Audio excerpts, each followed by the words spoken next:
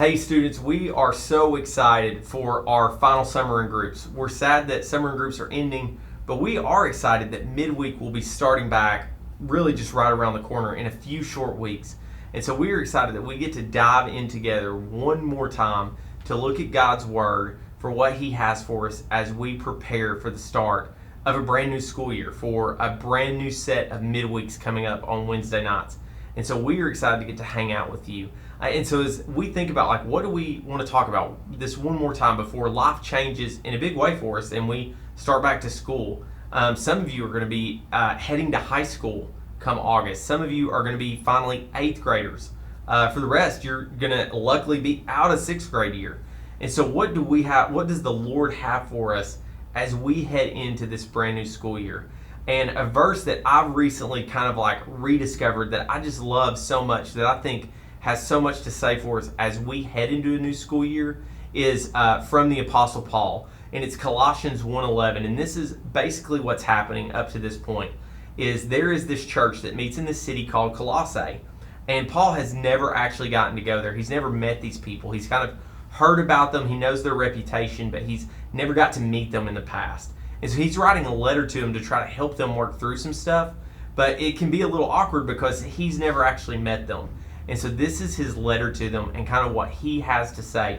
And I love in verse 11, he gives them a piece of advice. It's kind of a prayer that he is praying for them that I think has a lot of truth for us as we get ready to start a brand new school year, a brand new set of midweeks. And it's this, in Colossians 1, verse 11, it says this. Paul says, "We also pray that you will be strengthened with all of his glorious power, so you will have all the endurance and patience you need.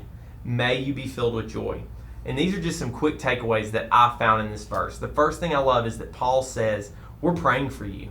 And so here's the deal. As you get ready to head into a new school year, as we get ready to head in to a new set of midweeks, what I love about our summer in groups is over the summer when things slow down a little bit, you still get to meet with a set of people that care about you. You have other students in your group. You have leaders. You have a host home that cares about you and your relationship with Jesus.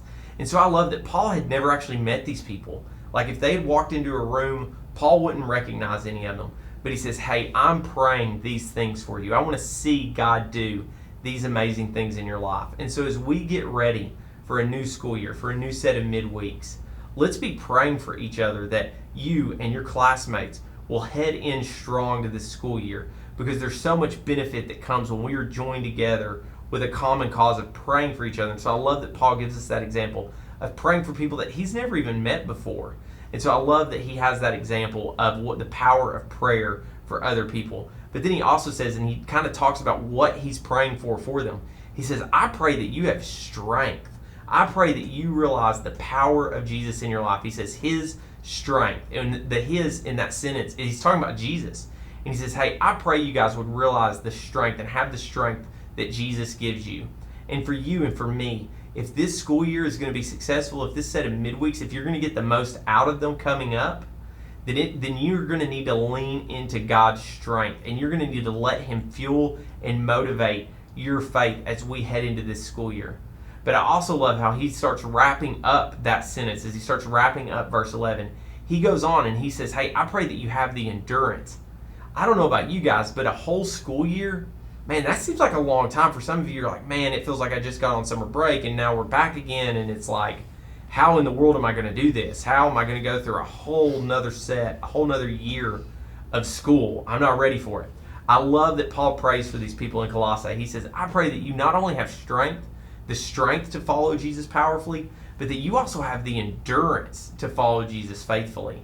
And so for you and for me, as we head into a new school year, that's something else that we can be praying for. Not just that we have the strength that Jesus gives us, but that we also have the endurance that Jesus models for us. And so for me and for you, as we navigate it, that we wouldn't just start really quick like a sprint, but that it would go on for the entire year. And then I love how he wraps it up. At the very end of verse 11, Paul is going to mention this joy that they'll receive if they lean into the strength and as they lean into the endurance that Jesus has for them. Paul talks about, hey, and when you find that, you're going to find joy.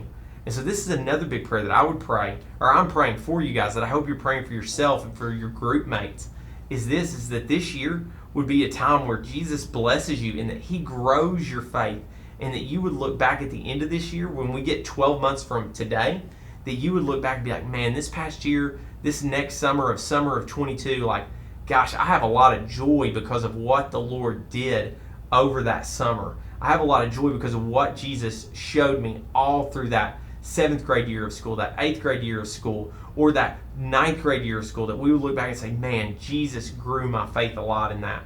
And so I love that example that Paul gives us, that, hey, we need to be praying for each other.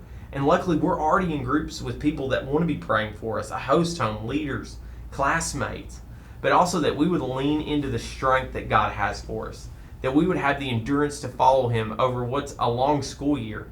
And that ultimately, as we do that, we're going to discover a lot of the joy that the Lord has for us. And so we cannot wait to be back together in a few short weeks for midweek to kick it off and discover what the Lord has for us in a brand new year. And so that's our prayer for you, and we're excited to jump into groups with you as we explore what Paul gave us in Colossians 1:11. Thanks, we love you guys.